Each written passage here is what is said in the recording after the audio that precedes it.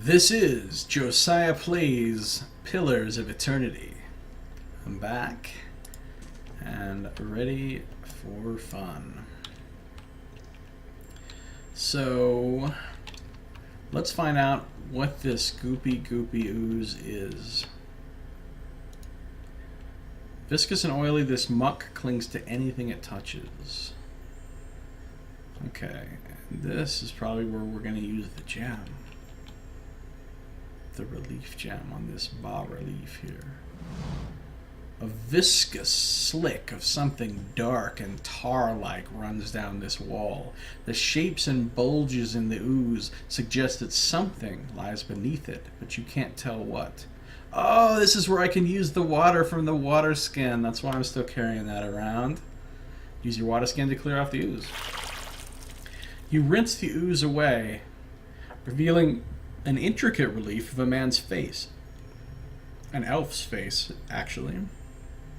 The sunburst surrounding it has chipped away in places, but the details of his head, from the tight curls of hair to the ridges of his pointed ears, still showcase remarkable craftsmanship.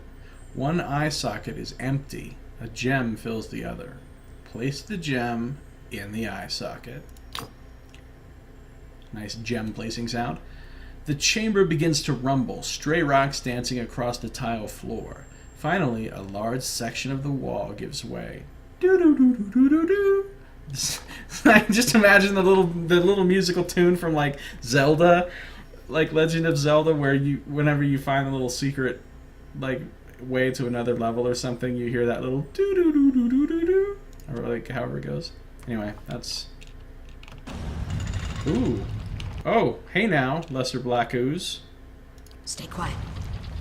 Let's just calm down before we start oozing things up. Okay, so that I thought this wall was going to open up, but I was wrong. Whoa, those things really detect you when they start detecting you. Like, they ain't messing around. What you need?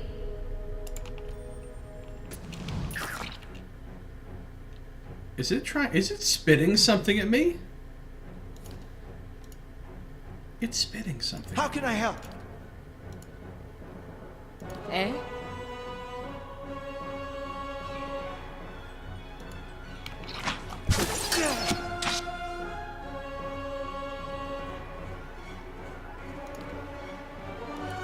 Shit.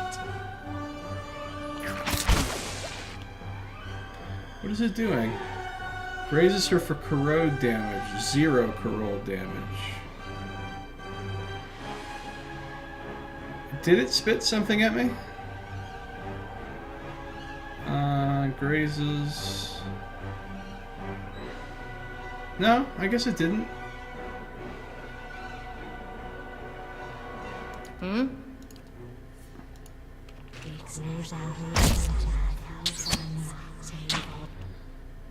Sneak attack hits for 25. Ice strike misses straight up. Okay.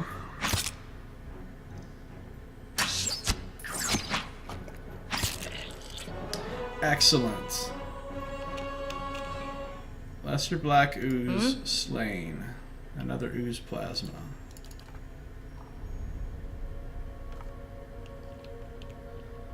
Cool.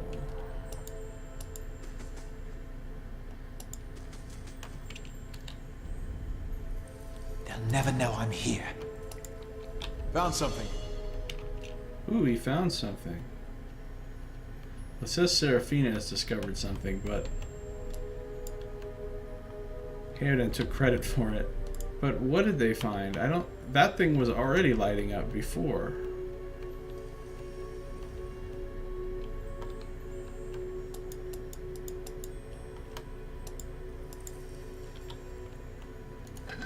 Ooh, it's an urn.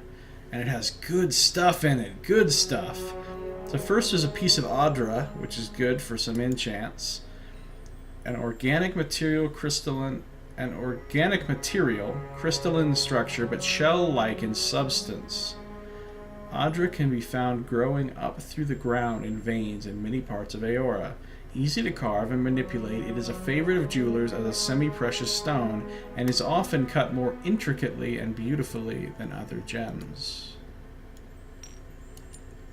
And an amethyst. Amethyst can be found in a variety of shades, but those of darkest purple are considered to be the most valuable. Discovery of new sources has become commonplace in the last few hundred years, and amethyst no longer fetches the same value it once did. Okay. And a cool-ass cloak! Minor Cloak of Protection. Gives you +5 to Fortitude, Reflex, and Will. Capes and cloaks can be worn for protection from the elements and from prying eyes alike. Many are woven with spells to provide additional defense or enhanced abilities to the wearer. Well, yeah, we're gonna take that. I don't know what we allegedly found, though, that was a hidden object. Because that urn was already in there and lit up. It wasn't a hidden object.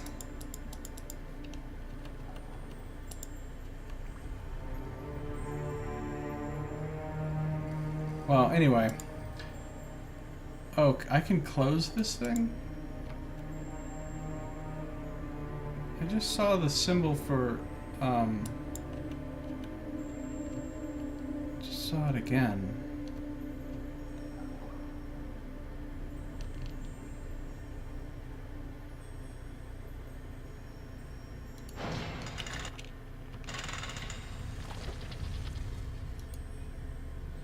Huh, you can close it. Okay, so first things first. My tank will wear this cloak for now.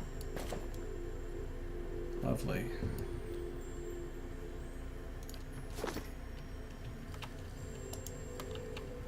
Alright, so we found the secret ooze area. I believe we have successfully cleared this place. Yeah?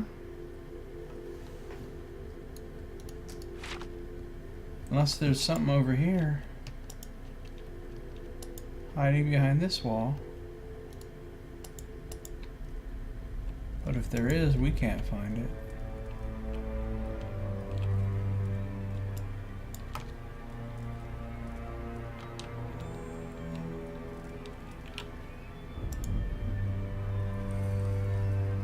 How can I help? Nothing over here, huh? No? Okay.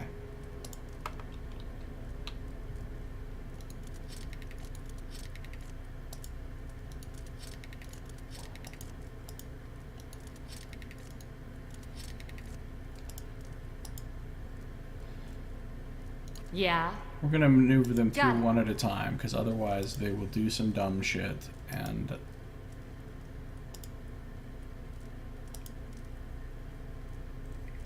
What you need? get themselves blown up.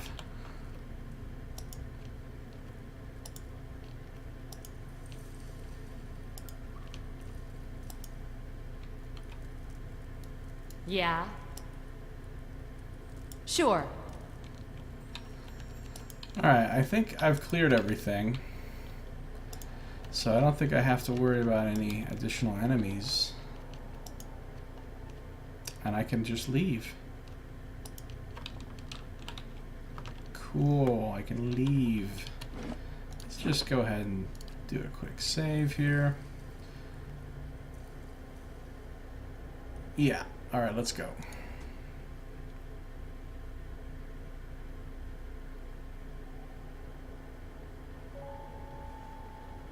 So now we're at the outside of the ruins, and ooh, this looks cool. Yeah, this looks neat.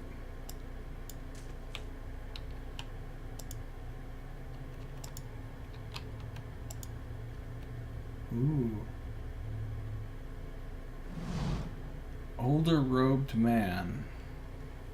4 figures stand silhouetted before an otherworldly apparatus, an ancient structure of chiseled Audra and metallic veins, inscrutable and ominous and looming like a silent observer.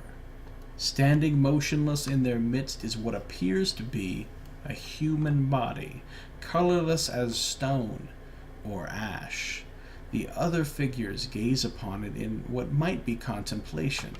From your vantage point, you are well obscured from their view. So what are they doing? What's going on here? They have very interesting looking... He's got a cool mask. The face of one of the figures is distantly visible, framed by long tendrils of oily gray hair, tinged dark at the ends, and a thick beard that seems to obscure all trace of emotion. His faded robes are embroidered with a runic language unlike anything you have ever seen, and his head is crowned with a strange black headdress with two protrusions jutting out, one on either side like the wings of some profane and malevolent creature. Wow. The descriptions are amazing. Oathbinder, bear witness, and see this man has kept his word true to his last breath, full to his blood's last drop. Guide his soul, queen that was, and regard it among your favored. Let his life by the key be his confession. Let his death by the key be his absolution. May he walk the world ever free of the crushing weight of the book. Huh, well that's some intense stuff going on there. Oathbinder, bear witness. Oh, so he's kept his word true to his last breath, full to his... So maybe he sacrificed himself? He was willing to let himself be killed and turned into stone or ash or whatever as part of an oath. Queen that was, I don't know who that is. Maybe it's one of the gods. This has a definite religious feel to it. Maybe it's one of the old Ingwithan gods. And I don't know what this key they're talking about is. Life by the key be his confession, death by the key be his absolution. So the key sounds important. May you walk the world ever free of the crushing weight of the book. And what's that book all about?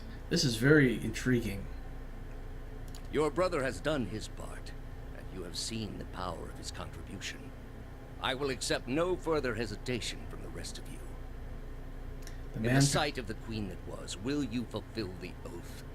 Will you take your place beside your brother in the endless esteem of her memory that is without flaw? Step forth, and be assured of the great worth of your life's course. Wow. So he must be talking to these other people here and telling them basically it's their turn to do whatever he did that left him in this state. And he's asking if they're going to do it. The man passes his gaze over the others standing around him, and he looks each in the eye in turn. So what will they do? Dramatic ass music.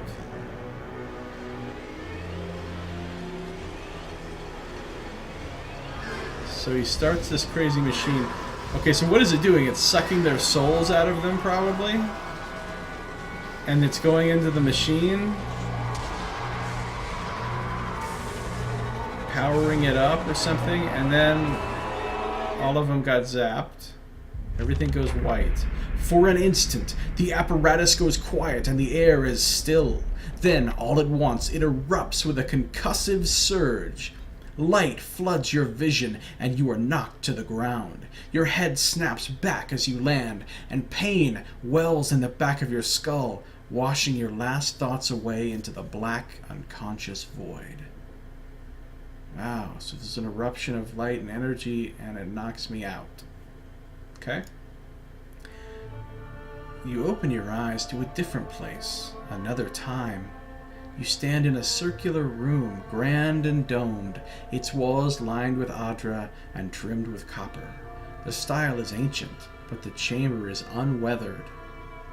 At the far end, a great pillar of Audra, pillar of eternity, pierces the floor from below like a ragged spike, its shimmering texture giving the illusion of boundless depth. Encircling the pillar is an apparatus much like the one you have just seen, but immense and multifaceted and intertwined, the work perhaps of a prodigious but fevered mind. Oh, I'm seeing a vision of the past. This is cool. Your thoughts are yours and not yours, and they seem to exist before you think them, and they are all questions. Pressing questions, troubling questions, questions that must be answered, or...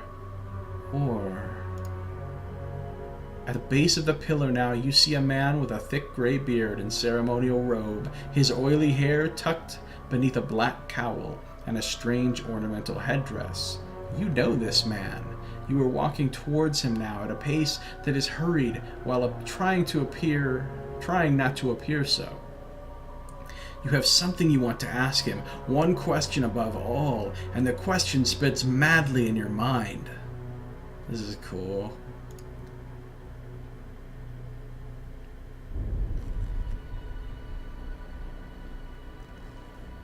And did I just wake up? Are we getting up? You awaken to find your malaise has broken. Good word, malaise. Only to be replaced with something far more concerning. Faint whispers are audible at the edge of your hearing, like a ringing in your ears that does not subside. Movement flits through your periphery, but when you turn to look, you can see no sign of whatever it was. You find your gaze regularly darting this way and that, an involuntary paranoid tick. If this is a sickness, it may be dangerous to go without treatment for long.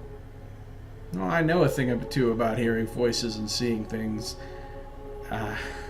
This is a sickness which is not unfamiliar to me. The figures at the machine stand frozen in place, flesh and blood replaced by cinders and ash. The man who led them is nowhere to be seen. Of course he's not. Heoden and Kalisha lie bloody on the uneven cobbles, their bodies twisted unnaturally in death. Oh my god, they're dead? You are alone and far from help. Gilded Veil may be your best hope of receiving treatment before things get worse. Wow. Okay. I leveled up. Seek help for your condition. Quest completed. The ruins of Silatlis. Okay. Characters under enough experience to gain a level. Cool. Eh? And I'm majorly fatigued, of course. Okay. 1479 out of 1,000. So I'm 479 past leveling up. That's cool. And of course, my people are literally dead. I am now alone.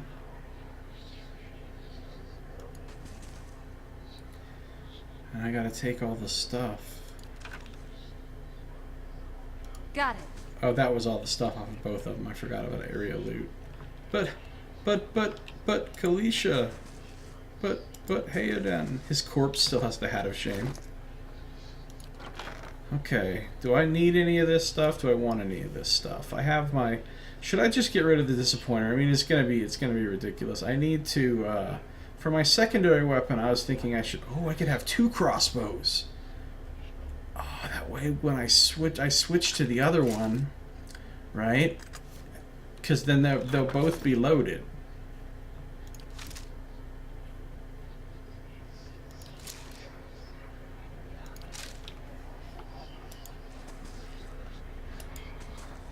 Yeah. I'll show you how it works when we get into combat again. But basically I shoot one and then immediately switch to the other crossbow. And then I can shoot again with it before having to go through that long reloading period of both of them. Which will allow me to build up, 2 shots worth of focus, hopefully, quite quickly. So that's a cool idea. Talk to me about... I feel like I should have a torch.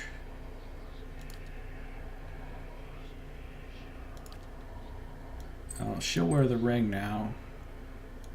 And the cloak of protection. We'll take the potions out.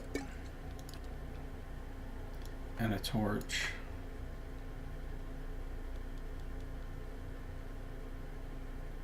We'll stick with the obsidian worm.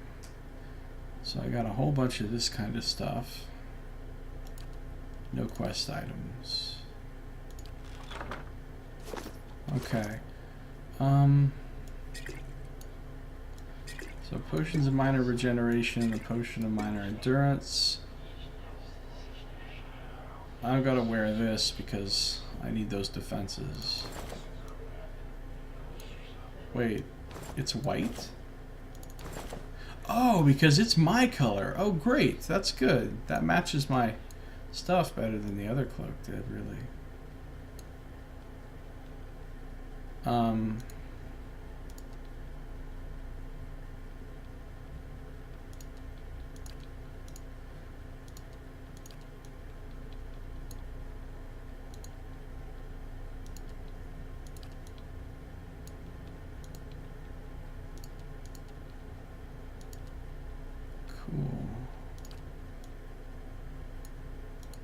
I'm sticking with this kind of lightest blue for my secondary color.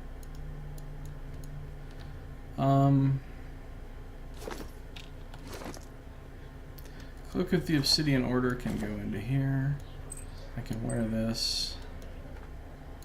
And I can keep the torch down here. Okay. Time to see and not be seen. Next order of business is to level up. Just going to, I'm going to save the game right now. Eh? Ooh, that's low level. So my character looks cool. Alright. 1 second.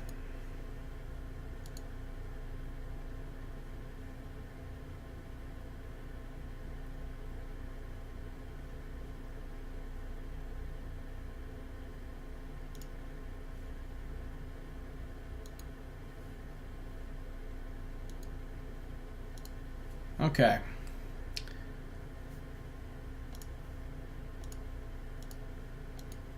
So, let's see. Skills. I want to put 2 more in mechanics. Maybe I should really bump up mechanics, like, seriously. No. There we go. That gets all of them to 3, which is quite good, actually. That's quite good.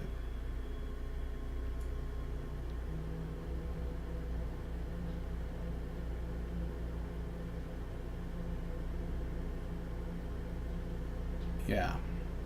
I'm not going to put anything into athletics or survival. All my points are going into these 3 skills. So, that's how that's going to go. And I get another power. Let's take a look at these. Creates a toxic physical manifestation of the mutual antipathy between the cipher and the enemy target. Anyone caught in the path between the two will suffer corrosive damage. Yeah, I don't really like that one very much. Mind Wave is nice, though. Target becomes the object of a concussive blast of psychic energy, suffering raw damage from the trauma. Characters in a conical area behind the target failing a fortitude check are knocked prone from the blast. Requires tempo. It also has speed fast, which is nice. It means it casts really quickly, unlike my other spells. So basically, I hit the target for 12 to 22 raw damage versus will plus 10 accuracy. That's nice. Then in a cone, a 5.39 meter cone behind the target, all the foes in that area are attacked with a prone attack. I mean, that could be really powerful. Although Soul Shock is also really good. Briefly transforms the outer shell of an allied target's soul into energy, releasing an electrical burst around them. Characters standing in the area around the target take shock damage. So you cast this on your ally. Like, I would cast it on my tank. And if there's a bunch of enemies around my tank, him or her, then they're all going to get shocked for a decent chunk of damage. And then Tenuous Grasp, I don't really like. It frightens and confuses a single target, which frightened, they lose a little resolve and accuracy. Confused, confused can be good, I suppose, but no, I think Mind Wave is going to be my jam, so to speak.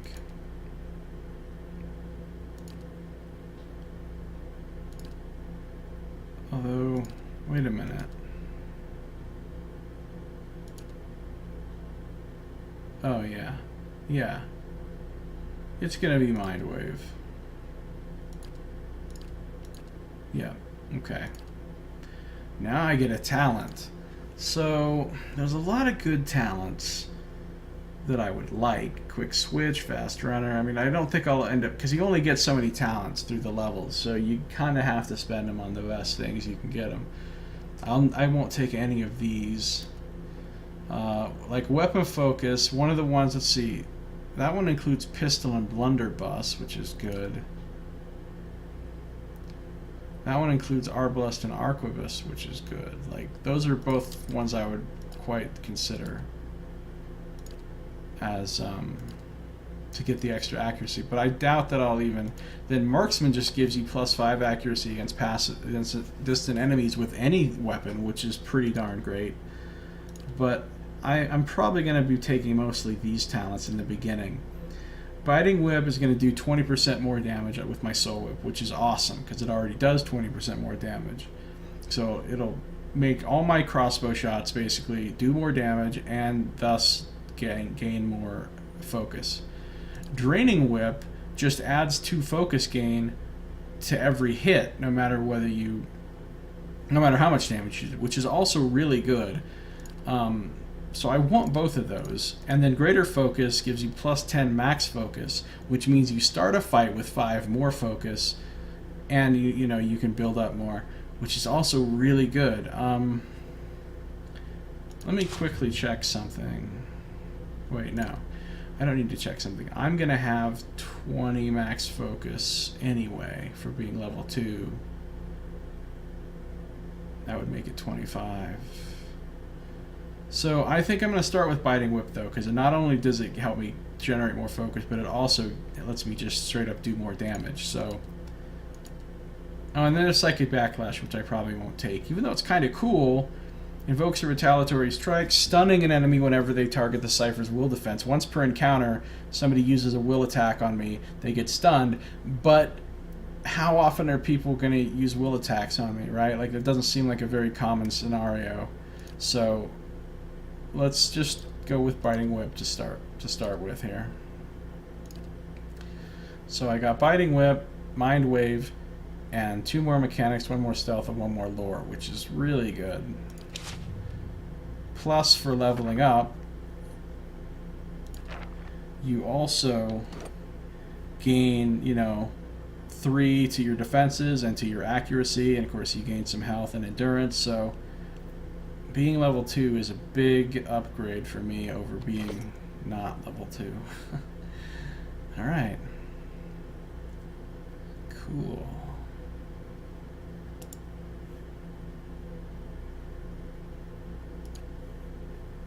And now I have 20. So I can start a fight with 2 spells before I have to shoot and get back more. Plus, with the Biting Whip, I should be doing even more damage with my crossbow shots. And since I have 2 crossbows now, I can shoot one and then switch to the other one. Got it. So anyway, so she should be a lot better than she was. But of course, now I have no party members. I have no tank. I have nobody to stand in front for me. So that's going to make things a little bit of a problem. Time to see and not be seen. And I'll quick save again. Oh yeah, now how much... Okay, so I'm halfway to level 3. I need 1,500 more experience. I got a deer cap. What's a deer cap, I ask?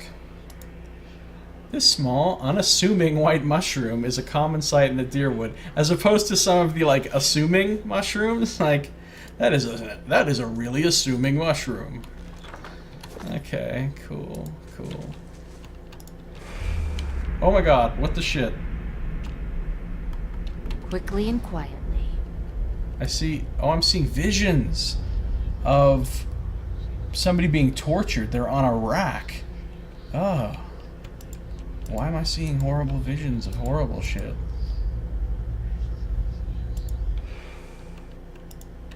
Okay.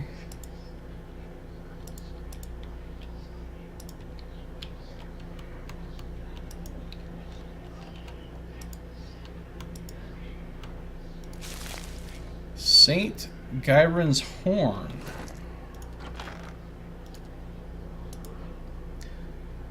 A favorite of hummingbirds, these large trumpet-shaped flowers are often found in gardens or used for decoration, or used for enchantments and potion making and such.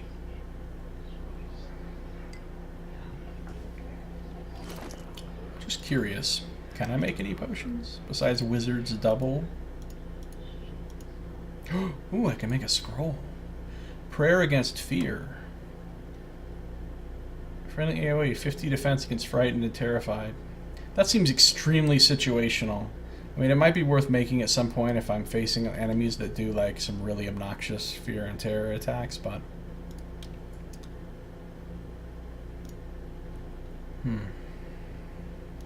Yeah. Wait.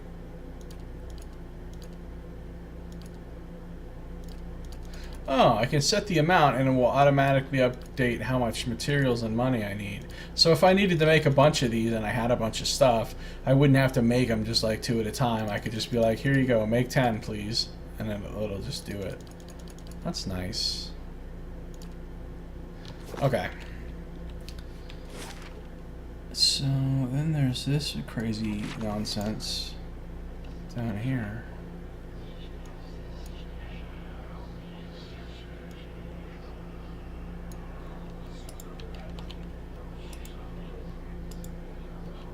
I like the way like they've got the stones that have the grass has kind of grown up over them, and like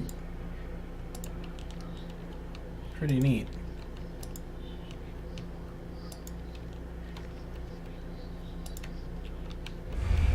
Oh, another vision of that person was being burned, right? They were tied up and there was a fire underneath them.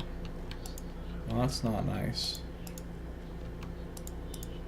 Yes, I'm gonna look everywhere for hidden stuff, basically. What do we got here? Pilgrim's Crown. Have I read the lore on Pilgrim's Crown yet? I haven't. These small golden flowers grow across entire meadows in the plains of Isometric, and less commonly in the Deerwood. They're frequently woven into garlands and wreaths. Many a pair of infatuated youths has passed a pilgrim's crown between them.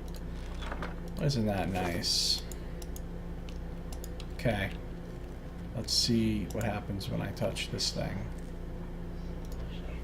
I got 2 vessel flesh and he just disintegrated. Well, what the hell is vessel flesh, I ask. Looks like a chunk of something gross.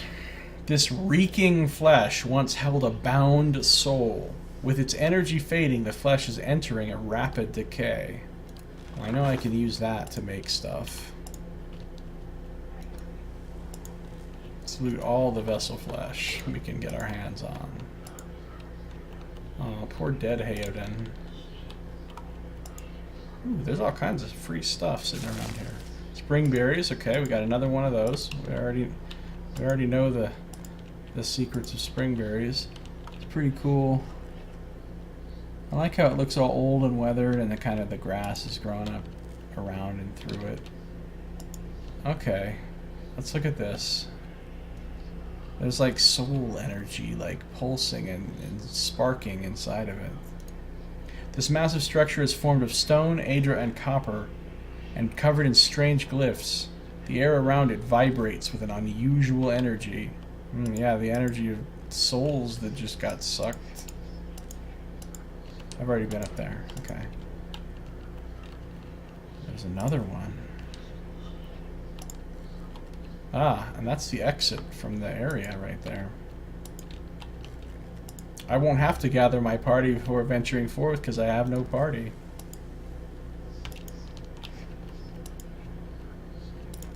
I can't like go behind it or anything. I can get this though. Pilgrim's Crown.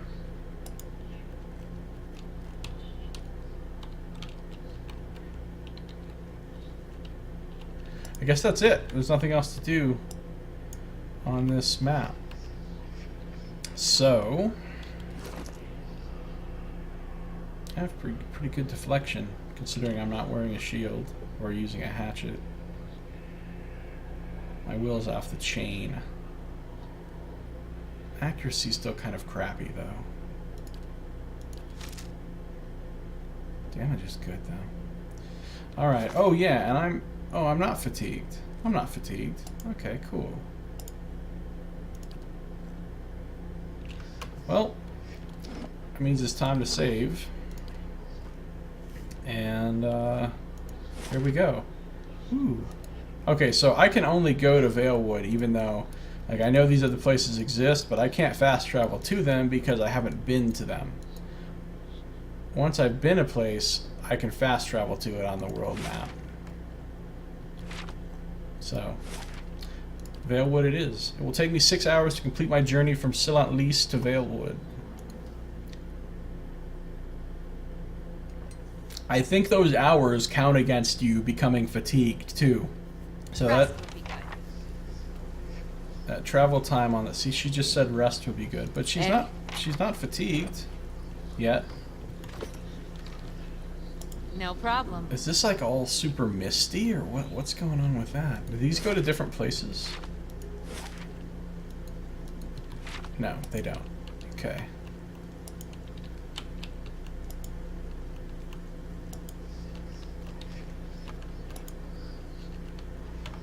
I'm actually quite surprised that she's not fatigued because I have no athletics. You know what I wanted to do is quickly look and see if there's any things in my journal I need to read. So I've read about all these creatures. Tell me about fatigue. Fatigue represents the physical and psychological wear and tear of demanding activity on a character. It builds up over time as characters travel, explore, and especially when they engage in combat. Some scripted interactions will also result in fatigue if they are especially grueling. The athletic skill automatically slows the onset of fatigue from any source. Fatigue goes through multiple stages, initially inflicting minor penalties but growing in severity over time. Resting is the easiest way to remove the effects of fatigue, though some consumables can also lower a character's fatigue total. Okay. I don't really need to read on any of that stuff. Pretty sure I understand all of this quite well. I wanted to see if I could tell what god, if one of these gods was the god they were talking about. It's not that one. Could be Barath, I think, but I don't think so.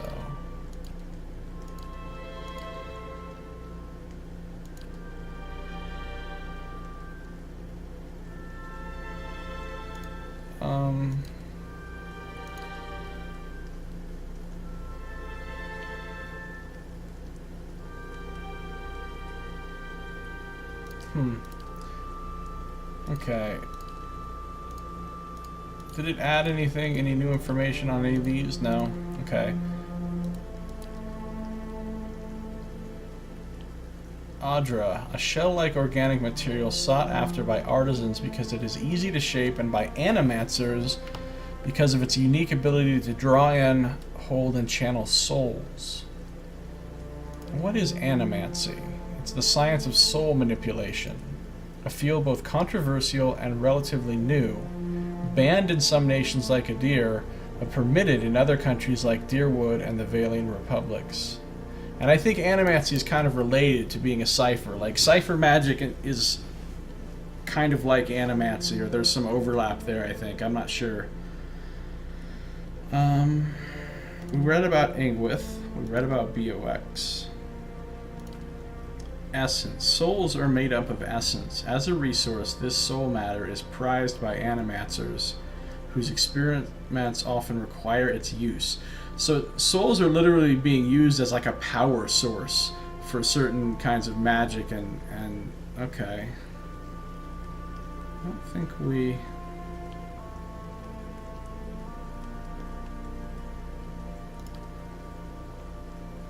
Watcher, one of a rare few who are either born with or acquire the means to see souls, and sometimes even read them or commune with them. Many varied accounts exist of how Watchers came upon their talents, and it is far more common to encounter someone falsely claiming to be a Watcher than to find a real one. I know that my character is a Watcher, like that's just a thing that... But I guess I haven't gotten to the point in the plot where that is revealed. But I'm pretty sure it's because of that thing that just happened to us. So, I'm going to take this. Some more Admeth's Weird. We've already read about that. Here's a dead body. Just a dead body for some reason. Ooh, camping supplies. Sweet. And, leather armor. Great. So I could rest now, but of course I'm not going to. I mean, yeah, I'm down some health, but I'm not even fatigued yet. Okay, so here's what I'm gonna do at this point. What is that? That's a soul, isn't it? Where'd it go? It wasn't something I could interact with, so...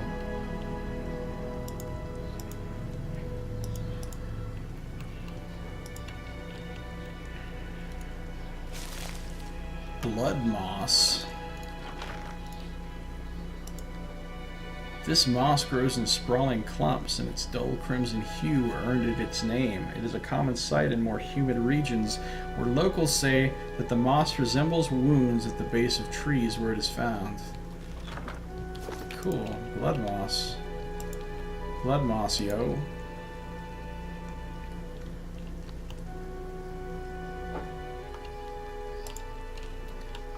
So this kind of funnels you through this little channel here. There's no other way to go from up there. So, oh, see, now she's officially fatigued. Critical fatigue. She just suddenly became critically fatigued. She wasn't even fatigued at all before. Maybe she was and it just wasn't showing it. See, this is horrible. 15 to all defenses, minus 30 accuracy, and half endurance. That's like death. That is a fucking death sentence is what that debuff is. No problem. So I do need to rest. But here's what I'm thinking. I keep saying this. I keep starting the sentence and not finishing it. So what I want to try to do now... Well, ordinarily, when I play an RPG, I clear every place as I come to it. And I try to do all optional stuff before doing, like, the main story stuff. So normally what I would do is explore every inch of this map and do everything you could possibly do here. Kill everything you could kill, talk to everybody you could talk to, get any quests that might be here, find all the stuff. And I would do that with each new place as I came to it. But this time I'm going to try something different because I am playing on Path of the Damned and I certainly cannot do stuff solo with this character. So I'm going to try to just sneak past anything and immediately go and just try to get as many companions as I can get, and then come back and do the, you know, map by map full completion stuff. So in other words, I'm not going to explore this map right now. I mean, I'll take anything. Oh, look, that soul just running off. I'll take anything as I come to it if I can, like this river reed, which is, these tall reeds grow along the creeks and rivers of the Deerwood, where they often spook travelers with the eerie whistle of the wind through their stems. Oh, wow.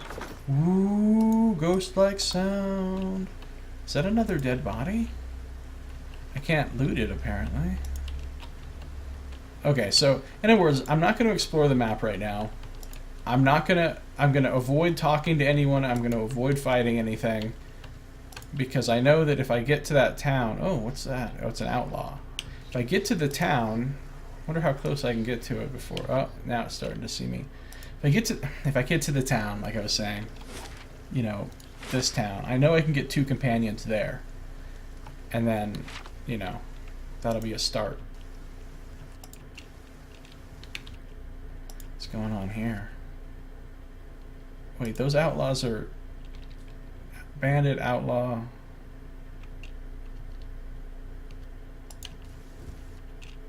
And a touch more salt. Alright, well, I'm not going to mess with any of this right now. Is that a dead body again?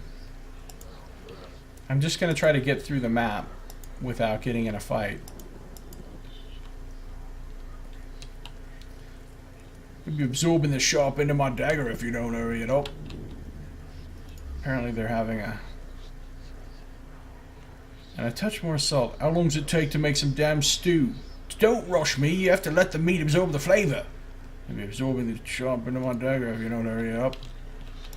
It's possible that's the only time I'll get to see that conversation, so I figured I might as well read it now while I'm here. Uh-oh. They're getting real detecty real fast. Yeah, that's not good. Go, go, go, go, go, go, go. Okay.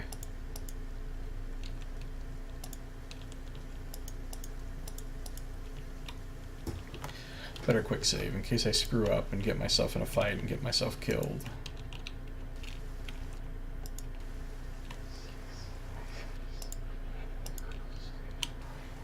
Can I sneak past this guy? I can. See, raising my stealth to 3. It's better than it was. What's this? A young wolf. Nope. Wolves are surprising. Oh, God. Oh, shit. A regular wolf. Oh, yeah, no, I don't want to be over here. This is not where I want to be. Let's just go back.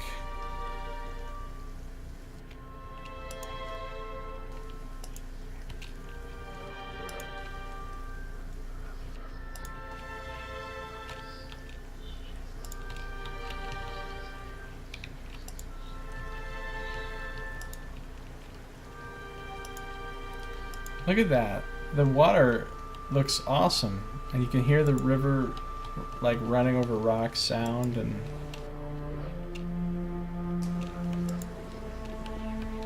Okay. Cool. Not gonna mess with that guy.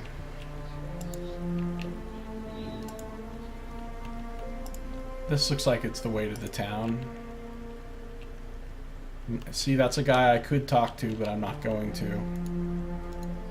Northwest to Giran's Grasp, south to Gilded Vale. Yes, I want to be south to Gilded Vale, thank you. That's what I'm looking for in my life. So will this do it for me? Yes. So yeah, I will come back to Valewood and explore the whole map and do everything there, but I'm going to come back with friends. Takes me 8 hours, so now I'll be really tired. I don't know if you can get more tired than critically fatigued, though. That might be the limit. Maybe you drop dead after a while if you're too tired. I don't know. Why, I could bed down here. She's tired.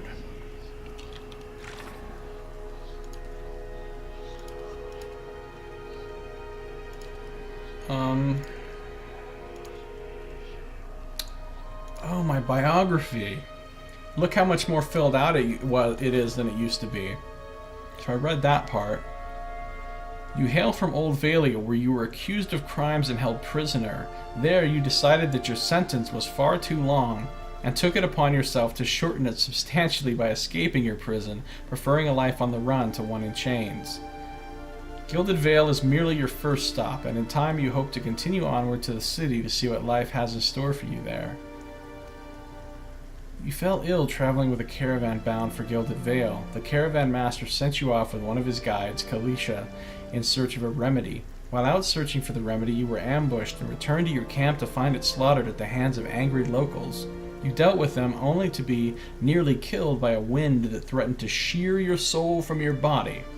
You escaped with Heodan and Kalisha into an ancient ruin.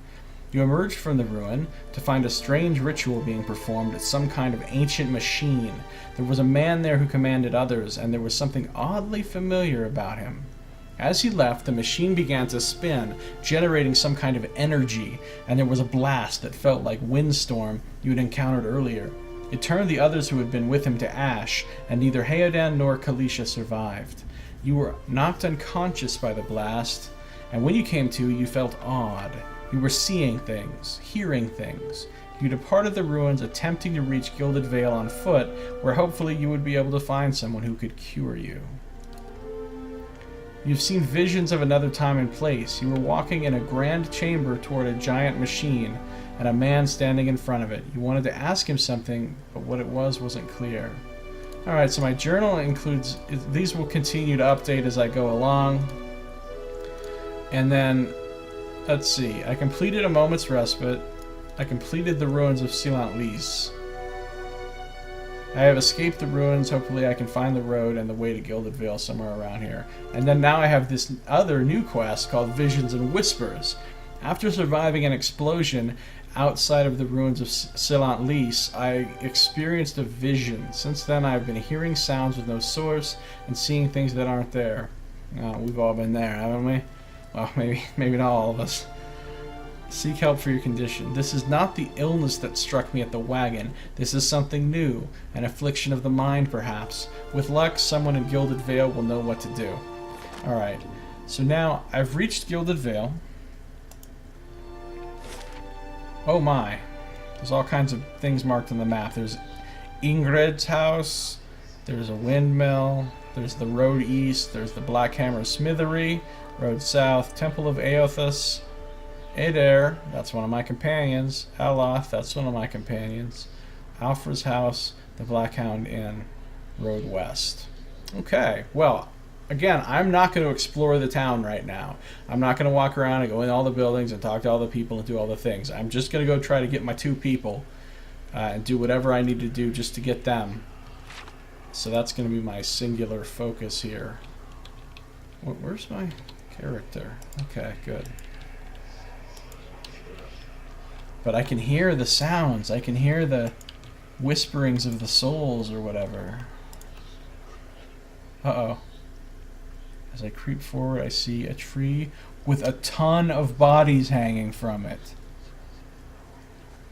Oh, and here comes some townfolk coming up to talk to me. You must be one of the new settlers. Welcome to Gilded Vale. You'll be pleased to know that we've had some recent vacancies here. A man approaches you, his skin as dull and gray as the desolate village behind him. So this is not a nice place. He scans you with sunken, lifeless eyes. This is not a nice man. His voice is a dry croak.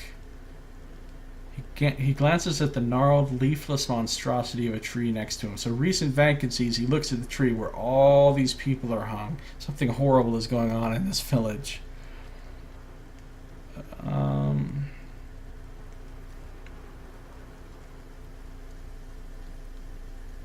Alright, I'm going with clever, because that's one of my 4 dispositions that I've chosen for my character, which are in descending order: benevolent, then honest, then clever, then passionate. So, or I could just ask him this, but I want to be clever. I feel at home already. Of course, we'll need to make some inquiries first. The inestimable Lord Radric VII has taken great pains to insulate our town from Widewind's legacy. Have you ever conceived a Hollowborn child? His gaze swivels back to you. He appraises you over half-moon spectacles and scratches his chin. Have you ever conceived a Hollowborn child? What are you talking about? No, that's a rather personal question. Refuse to answer. Mind your own damn business.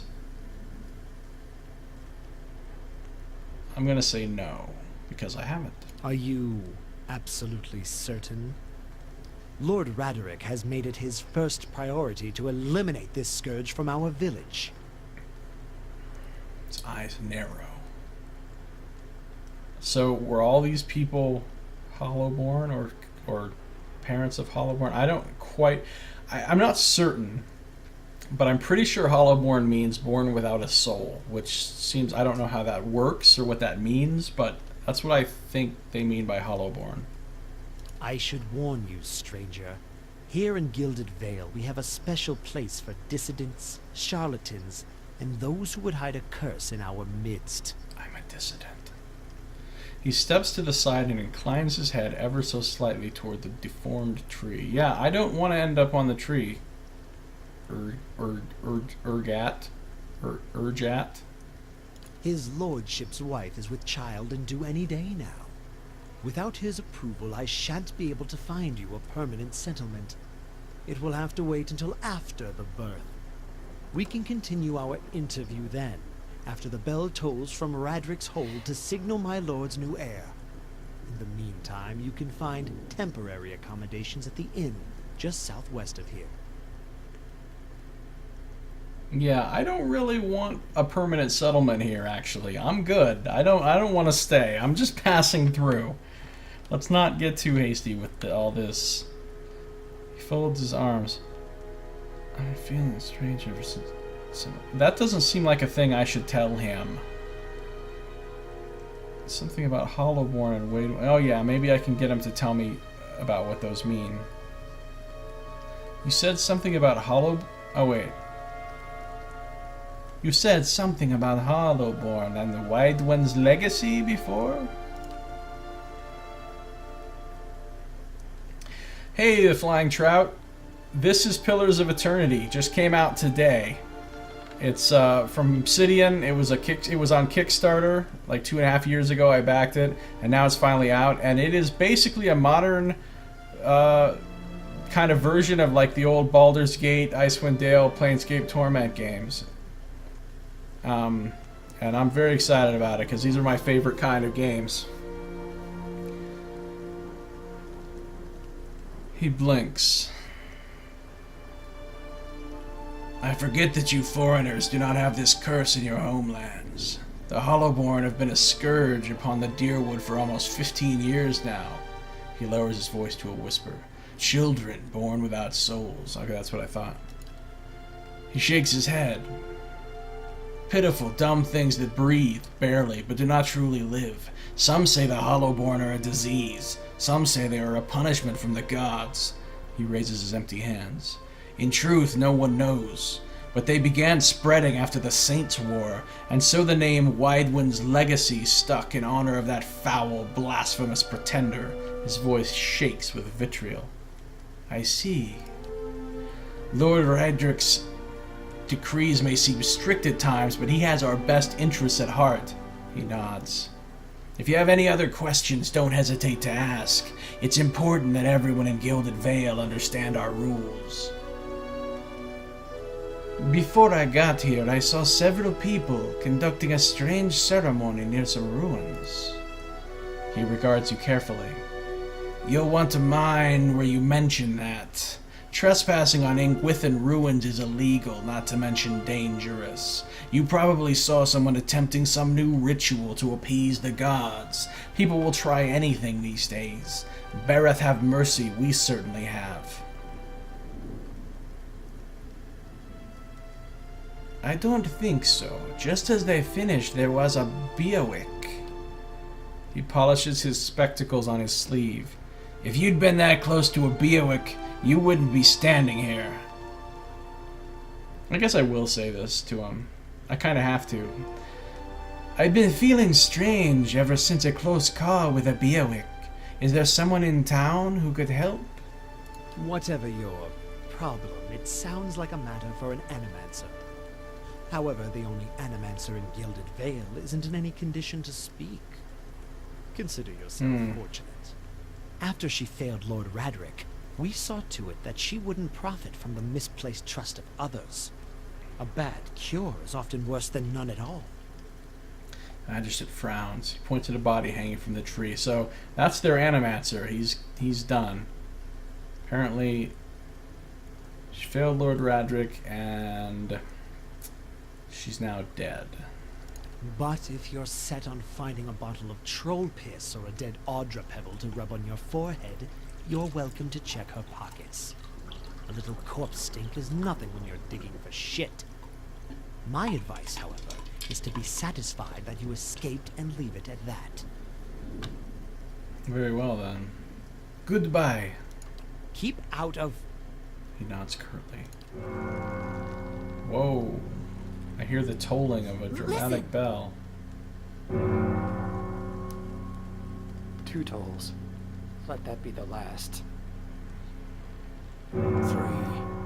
Gods have mercy. What the hell's going on here? This town is fucked It up. seems your arrival is ill-timed. Urgiat looks out toward the east, his expression unreadable. He blinks slowly and turns his attention back to you. So apparently 3 bells is not good. 3 bells toll only for the death of a Radric. Oh. I fear Lord Radric's heir is lost, or else Hollowborn, and so lost all the same. You should tread carefully. Circumstances have changed a great deal. A peculiar spasm crosses his face, and the corner of his mouth quirks up into a mirthless smile. Okay, so this place is creepy as hell. Everything that's going on in this town is horribly fucked up. I can get bajiggity with them, but I'm not going to. What do you mean? You come to us at a time of mourning. The legacy has struck at the heart of Gilded Vale. Our efforts to redeem ourselves in the eyes of Barath must be redoubled. He sets a steady gaze on you. What happened? He shrugs one bony shoulder. I will know more details when the messengers arrive. The vagaries of childbirth, perhaps, but that is not your concern. Does this affect the Lord's offer to new settlers? I can be sure of nothing right now. I advise you to get some rest. The inn, or a stable for all I care. Find me afterwards. I will know more soon enough. I'm not going to say that. Farewell. Okay. Well, we have an addendum to the Visions and Whispers quest. The magistrate advised me to get some rest while I wait for a permanent accommodations. That may be the best thing to put an end to this illness as well. And Gilded Vale is now done. I've reached the Valewood. I finally reached Gilded Vale. It's not quite what I was expecting. Magistrate Urgiat suggested that I have a rest at the inn while he looks into the matter of finding me a place to stay. Everything is at a standstill while he awaits word of the fate of Lord Radric's baby. Seems I've little choice but to wait and see what comes of it. Yeah, everything that's happening here is really good. I gained a bunch of experience. Yeah, wow, I'm getting up there now, almost to level 3 even. That's fantastic. Okay, so, as I said before, I'm not going to talk to all these people. I'm not going to search the town. I'm just going to... Eyes are peeled. Whose pockets did he say I could search, though? He said I could check the pockets of, like, one of the... What if he's not the baby? Maybe Kolsk managed to... Hush, are you mad? Leave it for indoors.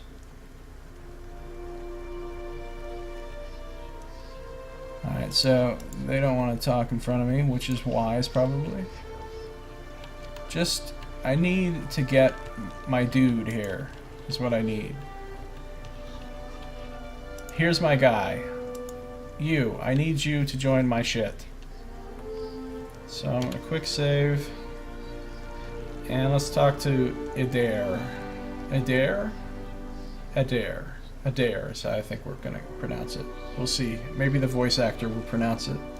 Were you looking for someone in that tree? I could introduce you.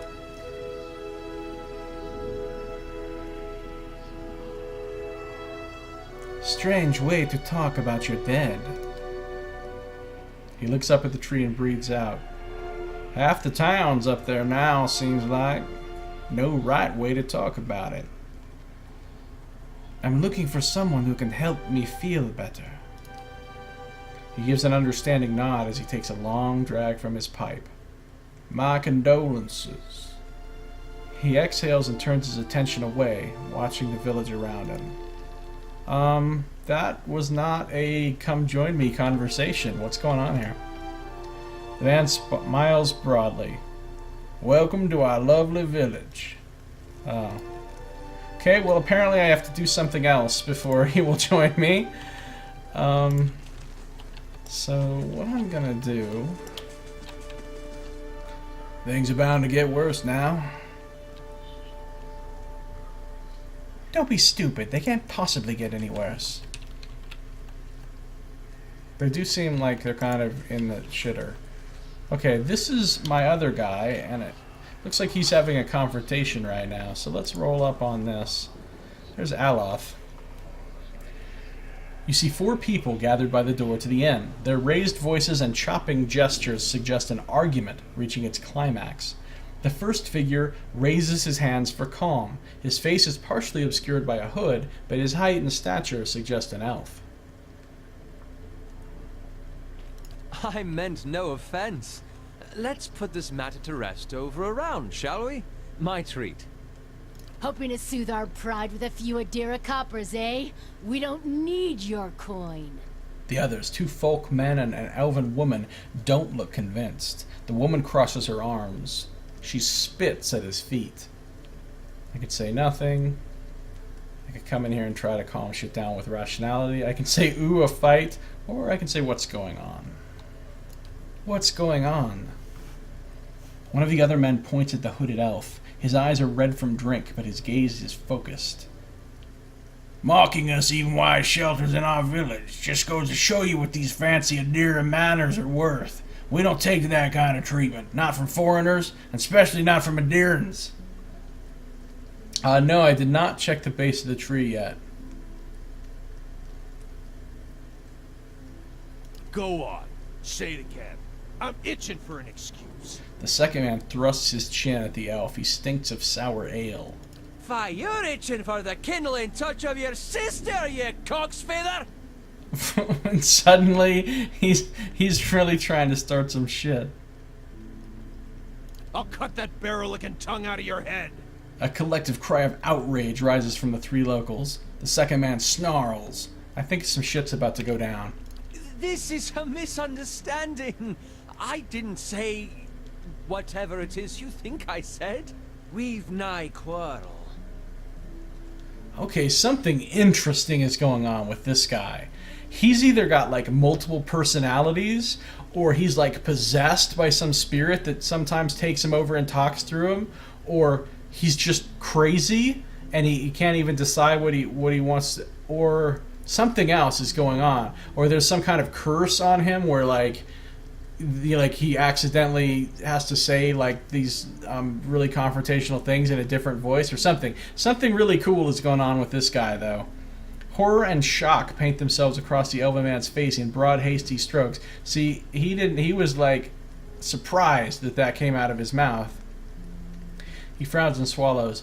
Then he plants his feet. Something surly and raw flickers through his eyes. So that's the other personality or the other spirit or whatever is in him coming out. That's where you're wrong. The elven woman draws a blade.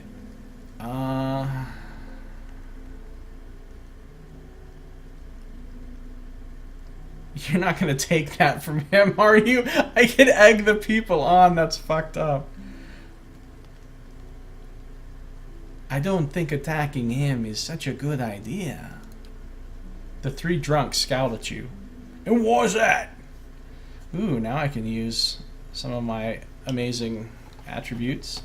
So perception, he's reaching for something. This is not the rapier at his side. It's either a wand or a throwing dagger, and you don't look ready to deal with either. Because then you'll have me to deal with. If someone's baiting you as obviously as he is, it's generally wisest to walk away. Yeah, I like the intellect one. If someone's baiting you as obviously as he is, it's generally wisest to walk away. They look at each other. One of the men gives the other 2 a warning shake of his head before turning to you. We're done for now, but this one better watch his step around here because we're not going anywhere. With a final scowl at the elf, he turns to leave. Yes, I solved it without violence. That's my goal in this playthrough, is to talk my way out of trouble as much as possible. As the 3 stumble away, the elf turns to you, the tension almost gone from his smooth face. Not quite how I hoped to get to know the neighbors. Thank you for your timely assistance with that awkward situation.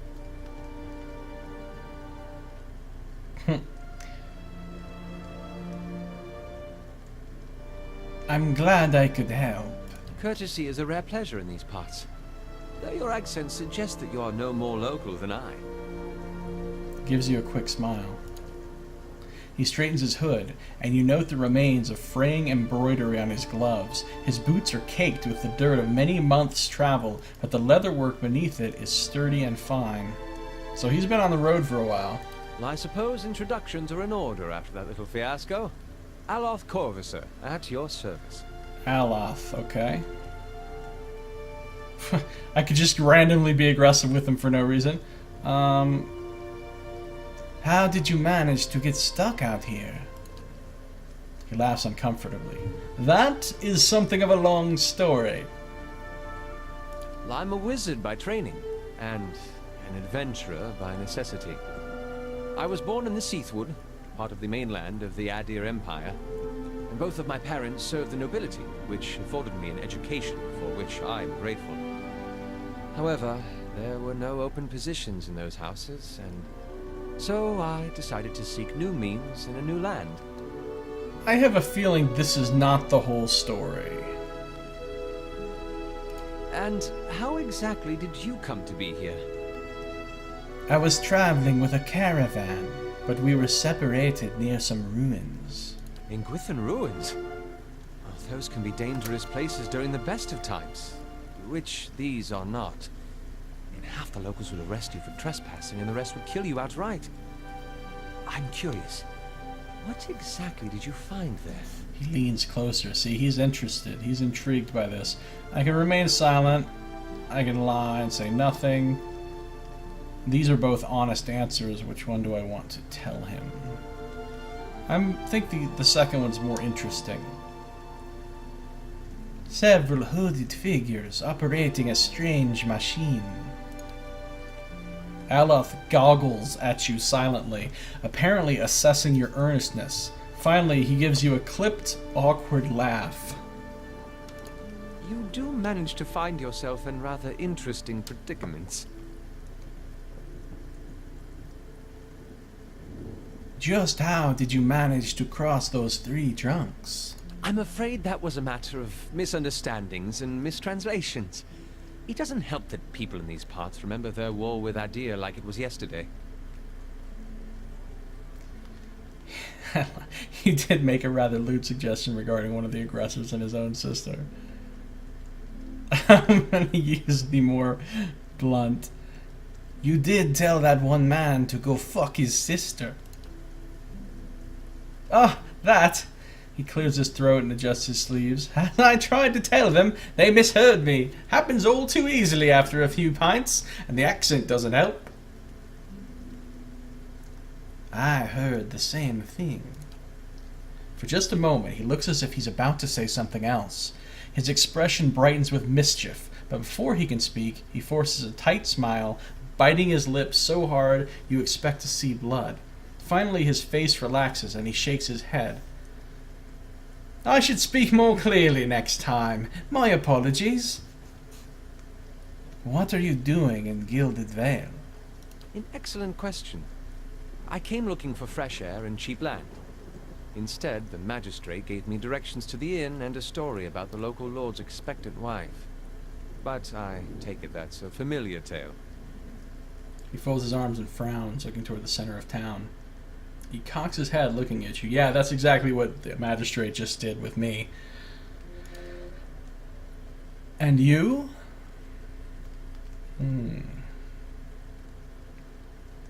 I've been experiencing strange things of late. I'm looking for an expert on souls. Indeed. The local lord has searched far and wide for similar specialists. He has rid himself of them almost as desperately.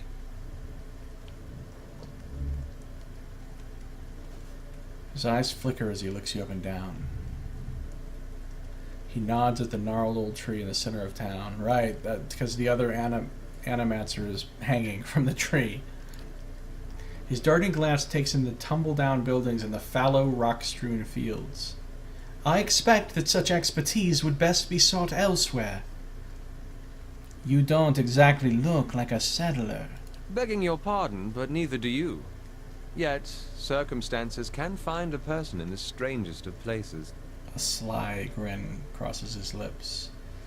I should get going. As should I, given recent events. It's just as well. I I've had enough of the watered wine and lumpy beds at the inn. They say even the owner tired of the place. Just up and left one day. It explains quite a lot about the upkeep. Perhaps I could join you. I could use a change of scenery, and I find it's better to travel in numbers.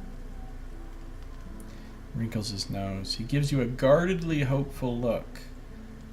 So, I have the feeling that he wants to join me out of desperation because he knows he's in trouble and he's got trouble following him or whatever, and he figures he'll be safer with me. I could blow him off, but of course I'm not going to. The whole reason I came over here was to get him. So do I. Let's go then. Excellent. I shall follow you. Do-do-do-do. I have my first companion. Aloth. Yes. Thank goodness. He's a wizard. He's ready to handle some business. Alright, what's he got in his grimoire? He's got Wizard's Double. Creates a duplicate of the caster to distract enemies, granting the caster a high deflection bonus against a single attack. I don't think I want that so much. So these 4 that he has in there are probably the best. He's got Minoleta's Minor Missiles. Summons 3 spell missiles that batter the target, inflicting crush damage. So that's a fast cast, which is awesome. Shoots 3 things that each do 11 to 19. That is a beast spell, actually. He's got Archimir's Dazzling Lights. Overwhelms anyone in the area of effect with a brilliant and bewildering pyrotechnic display, decreasing their will and leaving them dazed. Ooh, that'll dovetail nicely with my abilities that attack will. So basically it's an AoE, it's faux AoE. That means it only hits enemies. If he hits them, they lose 10 will, and they're dazed for a long time, which is pretty awesome. And then I could, like, you know, hit him with one of my will spells or something. So that's a good spell. Kalikoth's Sunless Grasp. The caster's hands become so cold as to freeze what they touch. Does freeze damage to a target and interrupts and reduces its accuracy. So that he has to actually touch him. It's to be in melee, so that's no good, basically. I mean, that's a nice amount of damage, and -10 accuracy is nice, but I don't want him running up into melee touching dudes. And then he's got Fan of Flames. Creates a cone of fire in front of the caster, causing burn damage to anyone in the area effect. So pretty basic. 7. That's a long cone, and does a lot of damage. Wow, that spell could seriously wreck a group of enemies if you could hit him just right. Now that is not a faux AoE though, so that will friendly fire, haha fire. That will friendly fire nuke us too if I'm not careful. He has no 2nd level spells at this time. What happens if I... What does this do? Oh. Okay.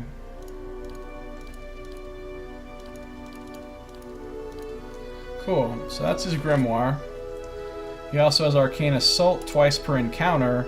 It's fast cast, small radius, only hits enemies for some raw damage, and it dazes, and that's nice. Twice per encounter too. That's glorious. And he can cast 3 of these spells per day, which is the shitty part about wizards. He only gets to use these spells 3 times per rest, which is all kind of awful. Let's see. Ooh, I want a hood. Thank you, sir. My character has a hood. I've been needing a hood. I'm taking your hood, Aloth. Just straight up taking your hood. Okay. So Aloth has a cape. Did you know that capes are popular throughout the Eastern Reach? Commonly made of wool or animal pelts, capes provide warmth on cool nights and through deep winters. So he gets to keep his cape. And he has his own leather armor with, like, his name in it. Aloth's leather armor. It has, ooh, area effect. That's cool. Stiffer and more durable than ordinary hide armor. Leather armor is shaped... Oh, I've already read about leather armor. Okay. That's pretty... I'm just curious. Can I, like, wear his armor? I can. I'm not going to because I don't want to be slowed down by 30%. So... Okay. And there's his grimoire. He's got a rapier as his secondary weapon, which, no. Just no. You're not going to wield a rapier, buddy. We're taking that away from you. Scepter, though. Now, this is a ranged weapon. It's an implement. There's 3 types of implements. Rods, wands, and scepters. It has a fast attack speed. It does 10 to 15 better of Crusher Slash, which is nice. Scepters are the most imperious looking magical implements and are often favored by Adiran wizards for this reason. Like wands and rods, they have flexible damage types. So basically that's a ranged attack. Let's take a look at his... What level is he? 2, just like me. Really?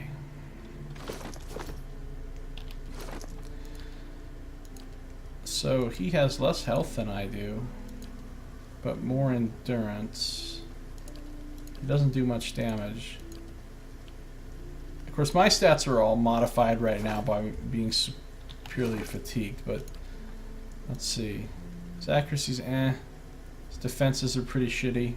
I mean, he's a wizard, so you expect. I mean, this is not somebody we want in melee getting hit, obviously. And what's he have for other abilities? It's Gentry from a deer. He's a wood elf, so he gets distant advantage, which is nice. +5 accuracy, deflection, and reflex against distant enemies. He's got a pretty high intellect. Shitty might, though. Man, his spells would do so much damage if he had more. And 16 perception. What the fuck? Alright, so his stats are not very good. He's got a ton of lore, though. Oh my god, that's a lot of lore. And a little bit of mechanics. Okay, so he's got Arcane Assault. He's got his various spells. Oh, and he does have the Blast talent. That's what I wanted to know. Did you ever play Legend of Dragoon or Champions of Norath? No, I've actually never played either of those games. What are those games? What kind of games are they? So, as a passive effect, this is something, a talent that only wizards can get. When he attacks with a Rod, Wand, or Scepter, he does a modest amount of damage to all enemies in a small area around the target. So he turns his basic attack into a small AoE, which is pretty cool. Alright, I think we have explored all of what we need to know about our new companion here. Can I talk to him right now?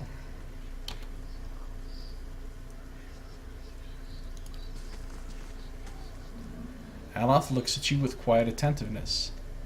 How may I be of service?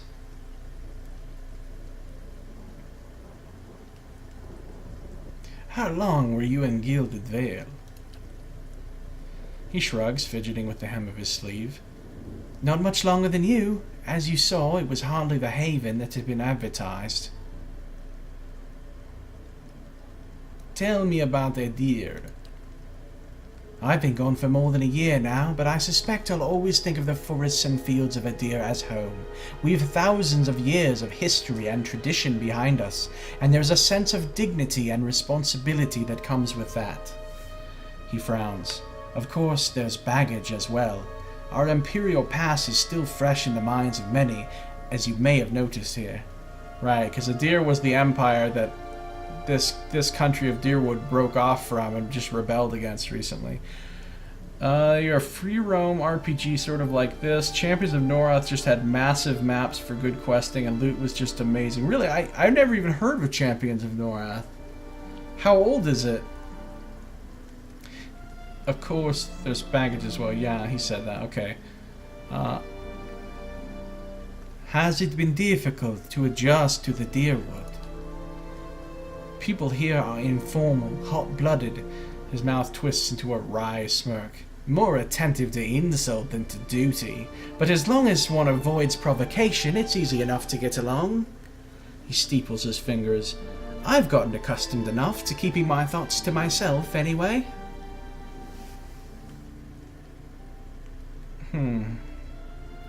I have a feeling he kind of thinks he's better than these people, which, I mean, he probably is better than these people, but... Any thoughts on what I should do next? Well, you're in charge here, and as far as I'm concerned, any place is better than Gilded Vale. That's all. So, he's very interesting. He's more interesting than I thought he would be. There's obviously some secrets going on with this fellow that I will... How may I help? That I will learn in time. Okay. No problem. I have a wizard. Ho, ho, ho. I have a wizard. Nice and quiet. So... Late 90s, you say, on Champions of Norath, huh? So that's quite a while ago. I mean, that's like the age of like Baldur's Gate and Icewind Dale and Planescape and all that. Bareth Spell. Have I gotten a Bareth Spell before? I haven't. Look at this.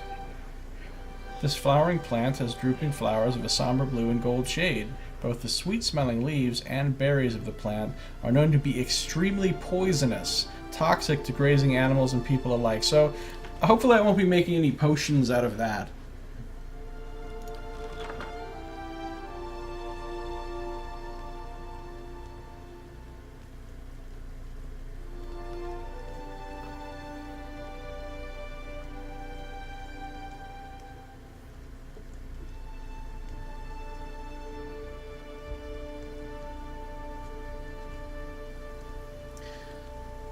Alright, let's see here.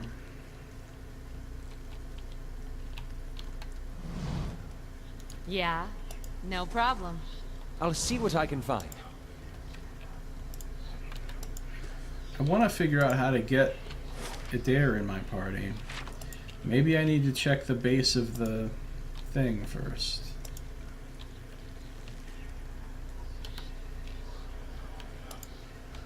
So this leads down into some sort of cellar thing. Would you look at this? Ooh, I found a hidden object. What? It's an EverQuest Baldur's Gate spin-off, but was done extremely well. Let me just take a look at this real quick.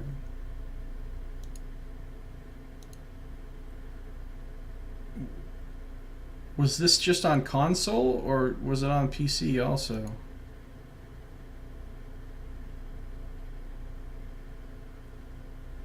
It kind of looks like an action RPG like Diablo, right? Maybe more like a Diablo type. It does look cool. But if it was never on PC, that would explain why I don't really know about it, because I haven't really followed console games at all for a very long time.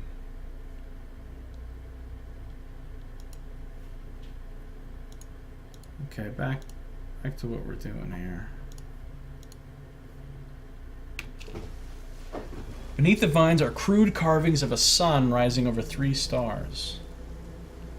Alright, let's see what the hidden object is. Oh, ho, ho, ho, look at all this! This is why I walk around in scouting mode, because you find stuff like this. So I got 20 copper. I got some agates. I've already found agates in the past. I've found bloodstone in the past. A scroll of Restore Minor Endurance. Cool. Requires 2 lore, which means either of my characters could use this scroll. What does that do? It's fast cast.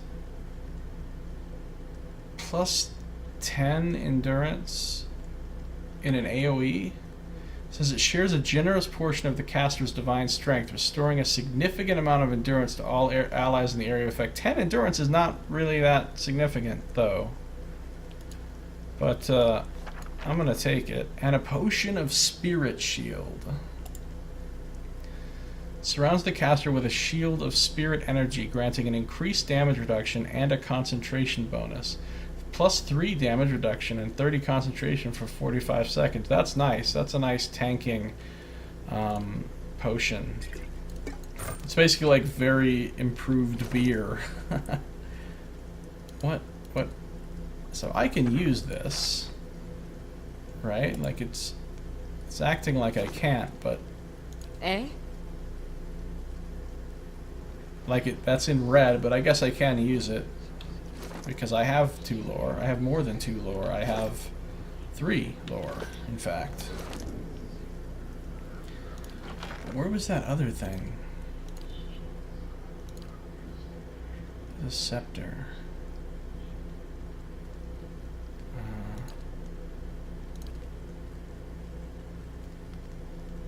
Aloth, would you like a lovely helm? That's the hat of shame. You only have to wear it if you turn out to suck. So.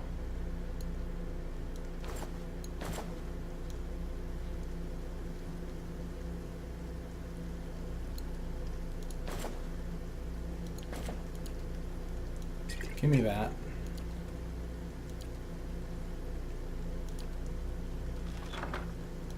He can carry the torch in his offhand.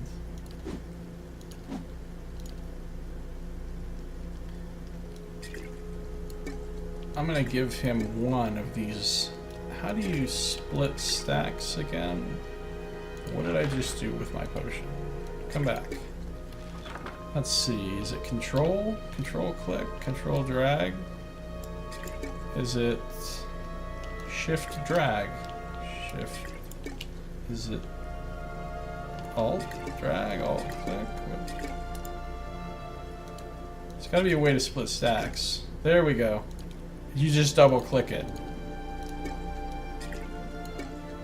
Give him one of these in case he desperately needs it. Alright, so found some No cool problem. stuff in a Nice and quiet. but now where do I how do I even get to the base of the tree?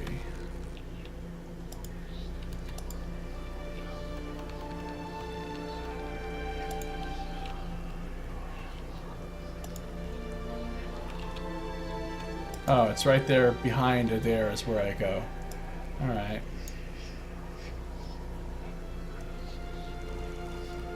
Aloth sucks at stealth, so let's what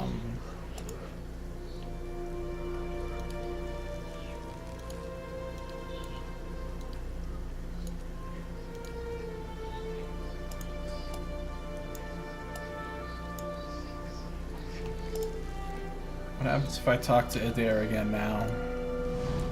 Says the same thing. Welcome to our lovely village. Alright. Time to see and not be seen. Scattered between the roots are bracelets of twine and bead, wilting flowers, and notes half erased by the rains.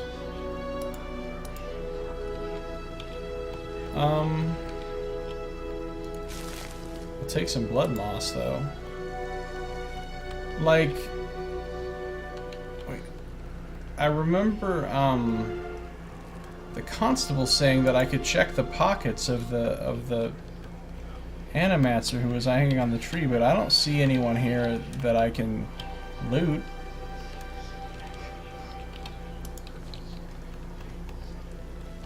Do I need to do something special? Maybe I have to go rest first. Because, let's see.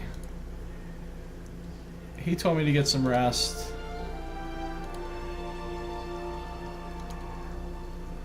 And here again it says to get some rest, so... I think there were a couple of things that came up. Yeah, Aothis was mentioned. God of Rebirth, Redemption, Dawn, Spring, and Light. Kind of sounds like Lathander from Forgotten Realms. Traditionally shown as a man bearing a candle and wearing a silver crown, believed to have possessed the body of the Raid-Saren farmer Weidwin during the Saints' War, and had been destroyed along with Weidwin at the end of the war. So that's what they were talking about with Weidwin's legacy and all that. So Aothis is like a god that's believed to have been destroyed.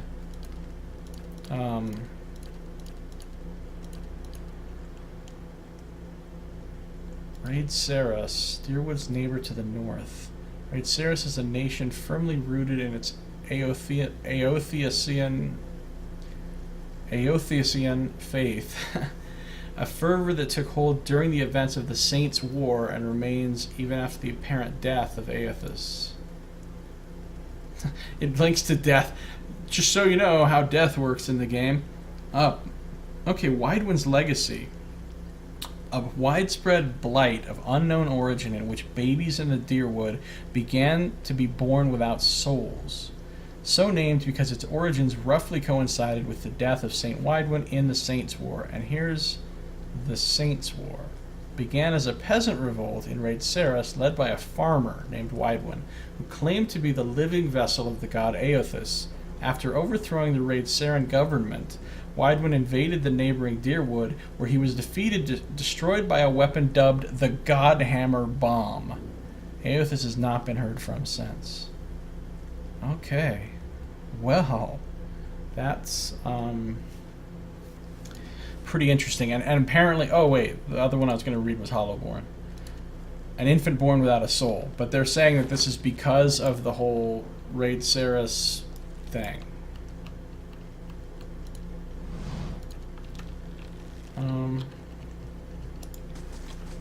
Let's see. I'll see what I can find. Let's talk to him again. Urgiat wears a twisted frown. I'm afraid I still... Wait, no, that wasn't his voice. I'm afraid I still can't help you find residence here. Lord Raedric's son was deemed a Hollowborn. That makes circumstances even more fraught than before. I've talked to him about these things. Tell me about Lord Raedric. He comes from a line of nobles who have defended these lands since Adir times.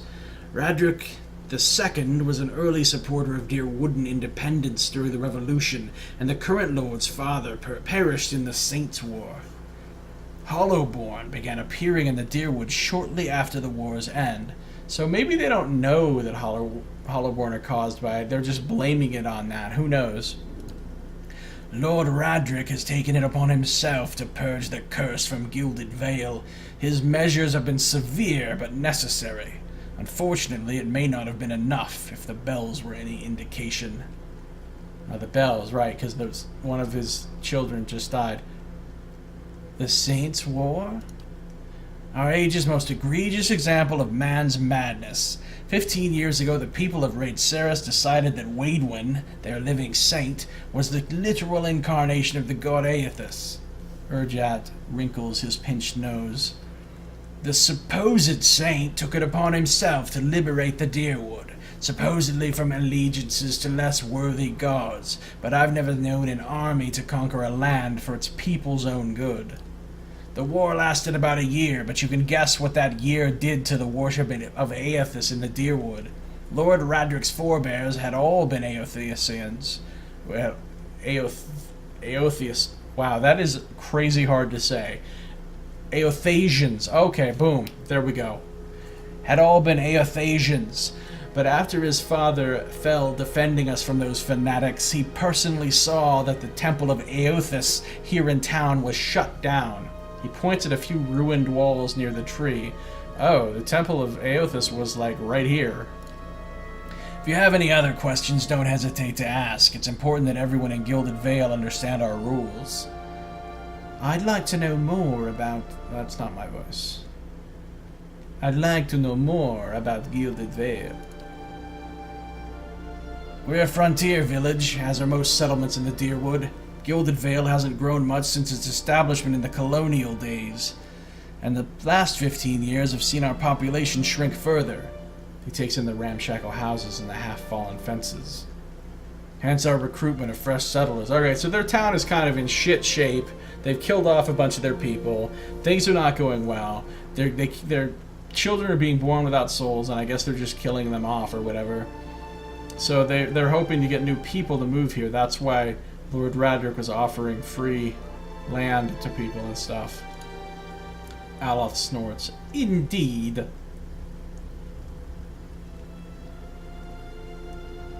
Why has Gilded Vale's population been shrinking?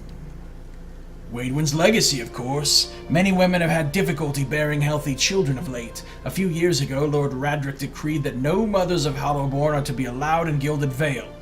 His mouth tightens into a firm line. His lordship dealt swiftly with the objectors. It may be harsh, but if it purges us of this curse, is it not worth it? Sounds like these people are crazy, like clearly killing off all the people that are having the Hollowborn is not going to rid you of any curse. Like that is not going to help. This is like some nutball who's gone crazy with power and is like killing everybody off, and this guy is one of his servants just doing his dirty work. I have a feeling I'm going to have to clean some house in this town. I have a feeling this is going to have to be like a, you know, like an old spaghetti western where the wandering gunslinger comes into town and sees that everything's fucked up in the town and goes on a killing spree of all the bad guys. Tell me about those ruins behind the tree. That's what's left of the Temple of Aothis. His lips pucker. Lord Raedric forbade worship of the dead god after the Saints' War.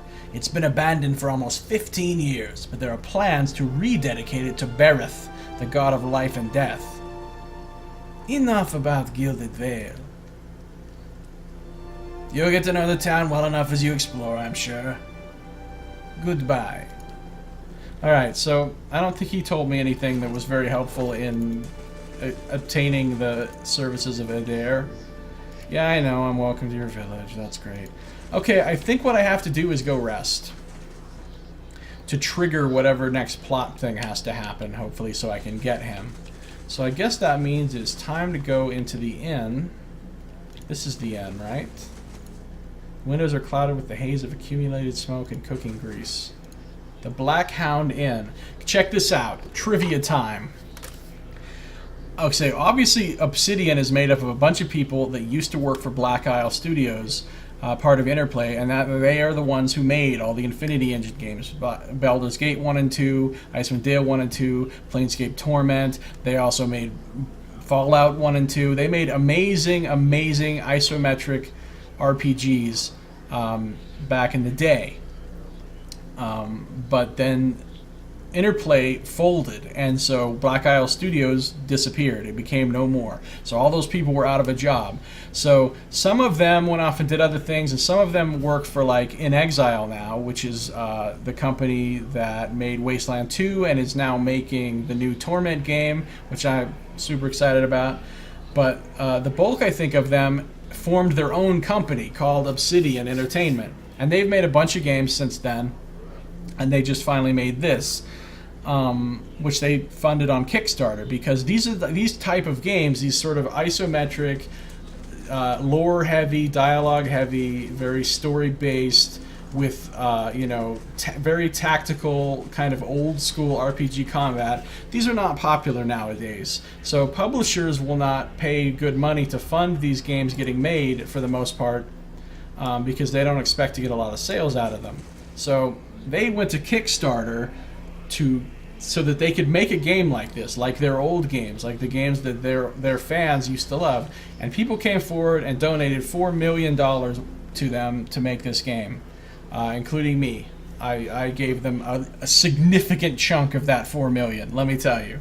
So I'm basically a major investor in their company. But and now I finally get to play it. But anyway, all of that was to tell you that they were working on a Baldur's Gate 3 back when they were still Black Isle Studios, and it got canceled when their company went kaput. But the name of that game, Baldur's Gate 3, was going to be The Black Hound.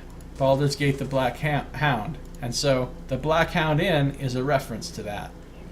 And that is your trivia for the day. I'm going in.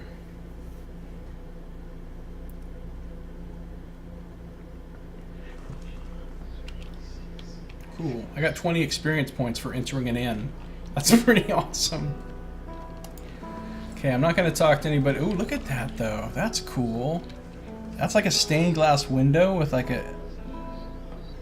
That's really cool. Okay, I just need to rest is all I need to do. Everybody else has to wait. All of the people I'm going to talk to and the stuff I'm going to loot has to wait. What is this on the wall over here? It's the head of something crazy looking. So let's get a room, stout yeoman. Good day to you.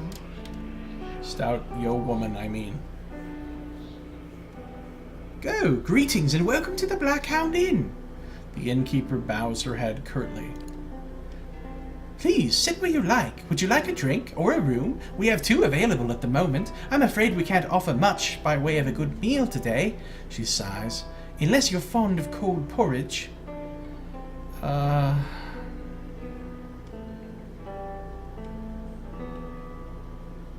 Ooh. I could use some reliable help. Do you know of anyone looking for work? Oh. Well, I wouldn't say I can speak from experience, but we do have certain sorts coming by, looking for work from time to time. If you want to hire someone on, I'd be happy to send them your way. Let me see what I have to work with. Alright, so this is the recruit adventurer system in the game. Now, there are 8 companions who are fully, like, you know, like, deep story, have their own quest, have their own personality. They talk to you throughout the whole game. Companions. Like, Aloth is one of them, Adair is another, and there are 6 others. I can only have 5 people with me at a time anyway. So I'll only be able to use 5 out of those 8 companions. But you can also hire adventurers, which means if I do this, I pay 250 copper, which I don't even have, but if I had it, I get a level 1, I get to make a character, just like I made my own character. I can customize them any way I want, they can be any class, any race, I set their stat, I mean everything. And then I can have them in my party, and I could have as many of those as I want. I could fill my whole party with custom characters that I made, but they're not characters. They don't talk, they don't have a story, they don't have their own quests, they don't react to events. So I mean, like, I don't want to use these kind of characters, except for maybe for the short term, until I have my party filled out with the others. But of course, I can't afford to hire one right now anyway. But I think at the moment I wouldn't hire one, because I'm going to go try and get all my companions, or at least as many of them as I can. But it's something to keep in mind. If I can't get enough companions, I might end up hiring one. Like, I'll probably hire a rogue. If I'm going to hire anything, it'll be a rogue probably, or possibly a barbarian, because there are 11 classes in the game and only 8 companions. So that means there's 3 classes that there's no companion of, and those 3 classes are rogue, barbarian, and monk. So it makes sense if you're going to make a custom adventurer to make him one of those, because there's no companion for that class. See, here's party management. Like, I could kick Aloth out of the party right now if I wanted to, but from the party management screen, you can see what your allies are up to when they aren't in the party. If you've assigned them to adventures, you can see how long it will take them to complete their assignment. So once I have the stronghold, apparently I can send off my other party members that aren't with me to do like certain adventure tasks, and they'll get stuff. And I don't know exactly how it works, but because I don't have the stronghold yet. But anyway, that's a thing I can do from that screen. So here's the rooms. You can rest without camping supplies, and you can get these cool buffs. Like, if I'm willing to spend a bunch of money, which soon enough probably that will be a very trivial amount of money for me. But right now, of course, it's more money than I even have. And there's the Black Hound. Different inns have different kind of rooms that give you different bonuses. So if you sleep in that room, everybody in your party gets that bonus basically forever. I mean, not forever, but until you rest again, and then you lose it. So those are really good. I mean, a +1 mechanics would be pretty darn excellent, for example. But the common room is free, which is nice. Most inns, I think, don't actually have a free room, but this one does. But before I rest, I wanted to also look at the store. So I can buy camping supplies. I already have 2, though, don't I? I do already have 2, and 2 is the maximum I can have because I'm playing on Path of the Damned. If I was playing on normal, I could carry 4. If I was playing on easy, I could carry 6, but I can only carry 2. Traveler. Hello again. Anything I can do for you? We still have rooms open, and it's never too early for a drink. Alright, and she said this before. Same thing she said before about the porridge. So, let me see what you have for sale. Aloth opens his mouth, but seems to reconsider. Nothing for me, thanks. Of course. We're running a little short on goods these days. But we ought to have more soon. Alright, so camping supplies. I could buy some beer. It's a pretty nice little buff for the tank. I could buy some milk. Plus 6 max endurance and plus 1 con for 2.5 minutes? I don't know about that. Plus 5 max endurance for 5 minutes. I mean, some of these things probably worth. Plus, you can cook. You can make foods out of some of these base ingredients, and the foods you can make are much better. Oh, and that's all she has. That's the entirety of her stock. Now, I think I can sell stuff to her. Okay, so she. Oh yeah, she will. So let's say I wanted to sell this rapier.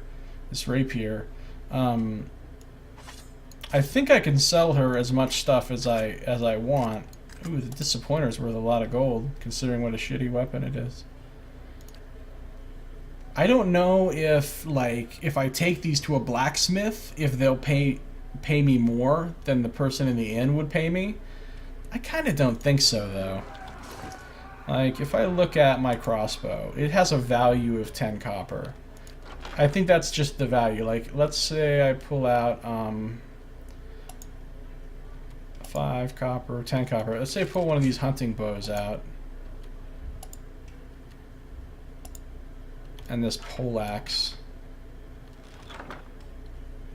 Oh, and the Disappointer. Right? Like, that's its actual value, 200 copper. I think any merchant is going to pay me 200 for it, whether it's an inn or not. Hello. So I could sell a bunch of stuff and have some money right now.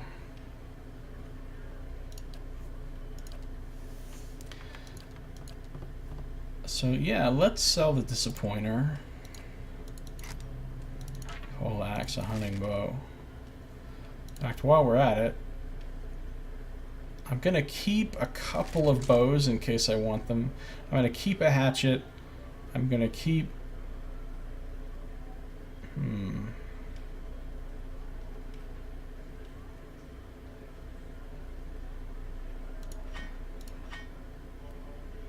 I'll keep one of the rapiers.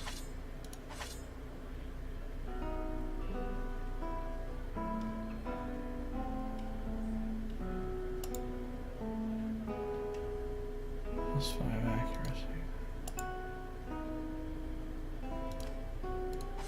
Sell off those daggers.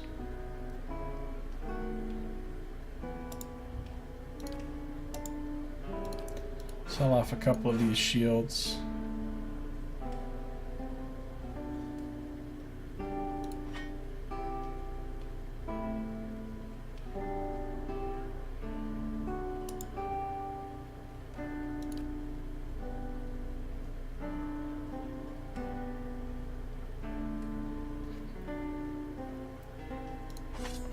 Alright, I think I'm going to sell these items off. Plus...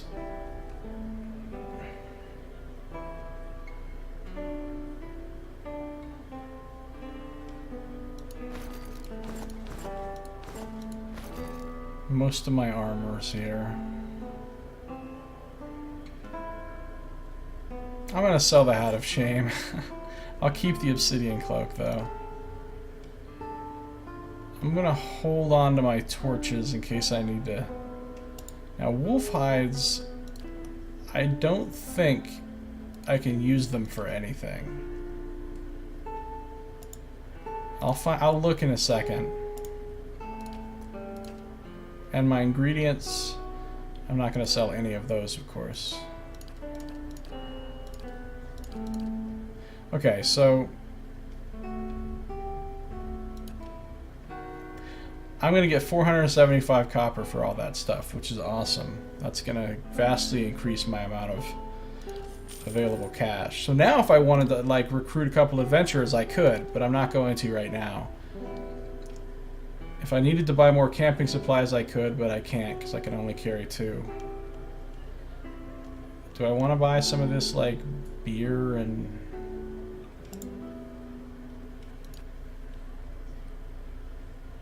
Yeah, you know, I'll buy some beers for my tank. That's pretty cheap. Okay, so now I think is a good time to, I mean, Aloth, I guess, is my de facto tank for right now. As ridiculous as that is.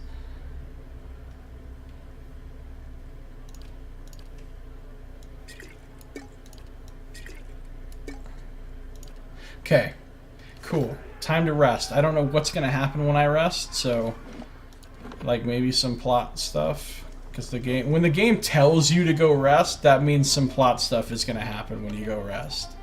Welcome. Here we go. Common room. Boom. Oh, see, I'm having some kind of crazy dream. I see the Audra. I see some swirly stuff. Ooh. The hanging tree. Your sleep is restless and fevered, assaulted by hisses and whispers, blanketed with a suffocating anxiety. You open your eyes to awaken and find yourself in front of Gilded Vale's gallows tree, the creaking of its ropes growing louder in your mind until the sound is deafening. Hanging from the tree is an old dwarf woman whose face is shriveled inward like moldering fruit. Her head hangs limply to one side. As you look at her, she looms larger and larger in your mind until she is mere inches from your face. Suddenly, her head snaps up, and her eyes open, and they are empty, and behind them is a vast nothingness that makes your stomach drop.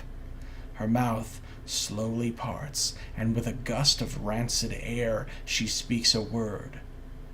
Watcher! You jolt awake, the foul smell of the dwarf woman's breath still permeating your nostrils.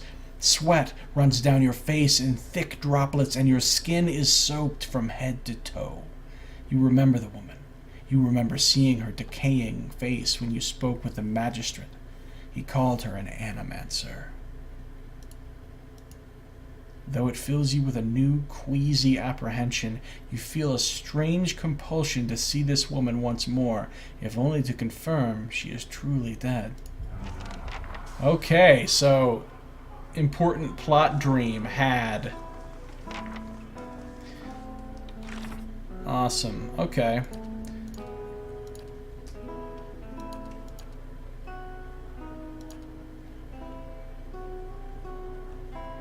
Oh, more plotline stuff here.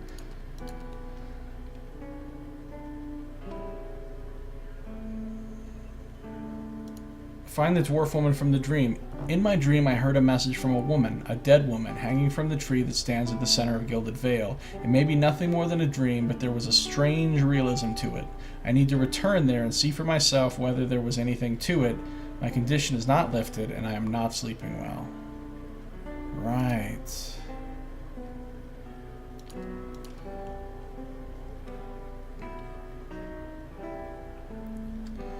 Okay. Well, that will conclude this episode of Josiah Plays. My stream, of course, will continue. I will be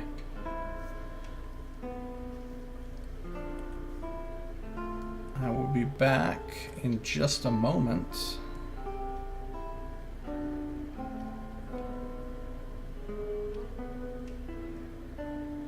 Hold on a second.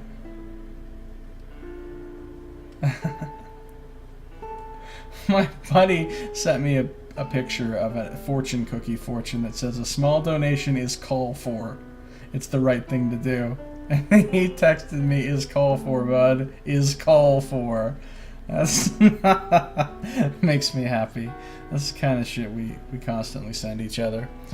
Alright. This has been Josiah Plays Pillars of Eternity.